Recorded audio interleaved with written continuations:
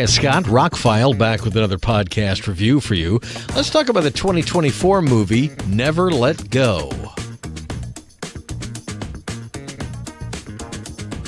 Big fan of the director, Alexander Aja. He directed the remake of The Hills Have Eyes and more recently the alligator movie Crawl. I think he's good with horror movies. And this, not exactly in his wheelhouse, but a little bit, got mediocre reviews, about 58% on Rotten Tomatoes. It was a $20 million budget. It only made $21 million back. Halle Berry not only stars in it, but helped produce it. There's two young stars in it who do a fabulous job. And I can kind of see after watching this now why it might be divisive or might not hit everybody, but I found it to be a pretty powerful film. So the idea of the movie, if you remember the trailers of this movie, because it came and went really quickly, was a woman and her two sons live in a cabin out in the woods. Supposedly there's been some kind of apocalypse. They're the only ones left. Some kind of evil has taken over the lands.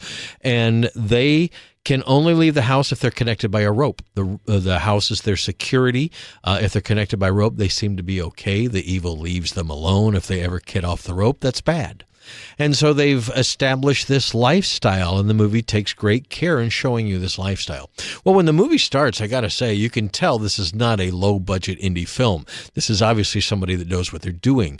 The credits, how the camera pans across their living space and the cabin and everything, and the detail and everything.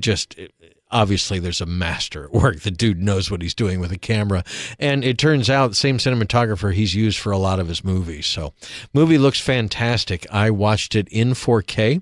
It did not get a 4K release in the United States. It only came out on Blu-ray.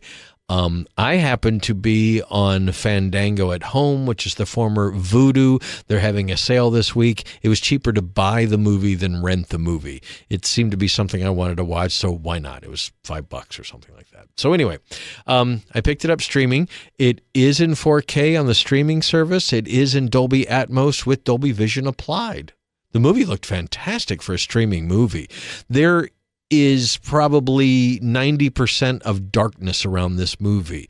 The woods have dark shadows and stuff in them. They're in the cabin a lot. It's very dark in the corners. There's a lot of natural lighting in this film. So I don't think I'd want to see this on Blu-ray without the HDR applied. There's so much darkness. I can imagine there's probably some crush and banding on a lower resolution stream or Blu-ray or something like that. And the Dolby Atmos was very good too. This was a $20 million budget, and I really had to look at it twice to see where they spent. I mean, they built the cabin, like it's really out there in the woods, and they built the thing so they could film in it, but they spent $20 million on a movie that's only got a handful of actors, and most of the action takes place within a cabin and the woods around it. Now, not to give anything away, but to get into more of the movie, we have to get into minor spoilers. And the minor spoiler is, and if you don't want to hear this, tune out now, but it's minor. The whole movie plays on the fact, is there really an evil or is mom crazy? And you don't get a horror director to come in and make a thriller that's going to be purely psychological. So there's a lot of visual horror in the film. Again, whether or not it's psychological or horror, you have to be the judge at the end of the film. But I know where I landed, and again, I found the movie to be quite powerful. I was expecting kind of a slow burn. It's only about an hour and 40-minute movie, so about 100 minutes. Like I said, I was amazed at the beginning on how well it was made. Just the camera angles, the camera shots, the camera movements. Of course, Halle Berry is fantastic in the film. The two kids, her two children, are amazing in the film. Everything's great. But I expected this kind of slow burn thing, and by the time we get to in the third act, some of the more stomach-churning scenes, I was physically affected by this film. Like, I was not happy with what some of the characters were going to do. And like I said, I don't want to give away spoilers, but by the end of the movie, I felt the whole idea of the movie is very powerful and how it ends.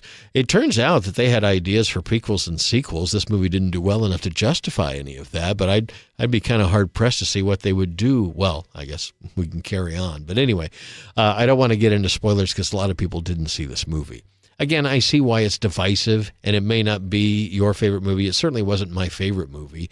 But the point it's trying to illustrate if you get it, I think it's quite powerful. If you don't get it and you just watch this as a horror movie or a psychological thriller or whatever, you may not get everything out of it. But again, it hit home for me for some reason, and I really understood what they were trying to say with the film, and it kind of affected me. I went to bed last night thinking about it, woke up thinking about it. And digital copy's fine for me. You might want to watch it on a streaming service before you decide to pick up a physical copy. But I thought it's worth watching, and you decide what you think about the film. Again, Halle Berry is fantastic in the movie. Her two sons are fantastic in the movie. The direction, the script, everything, I think it's all there. It's kind of divisive on how it plays out and what you take from it. But I thought it worked. I thought it was one of his better films. And again, I can see why it's not really a crowd pleaser. I wouldn't have released this. I think end of September last year, right before October and Halloween, and people think they were going in to see.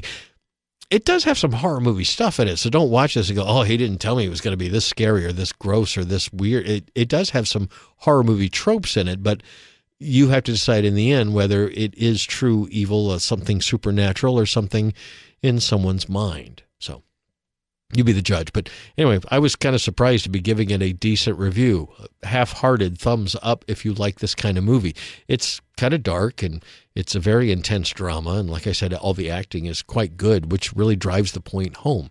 But to talk any more about it, to give spoilers. So check it out if you're so inclined, especially if you can stream it for free. Never Let Go with Halle Berry, I thought was, surprisingly effective. Can't say good, but well made. I'm Scott. I'm ROCKFILE. More podcasts are on the way. Thank you so much for listening to a podcast today. Please like, share, and subscribe if you're so inclined, and have a spectacular day.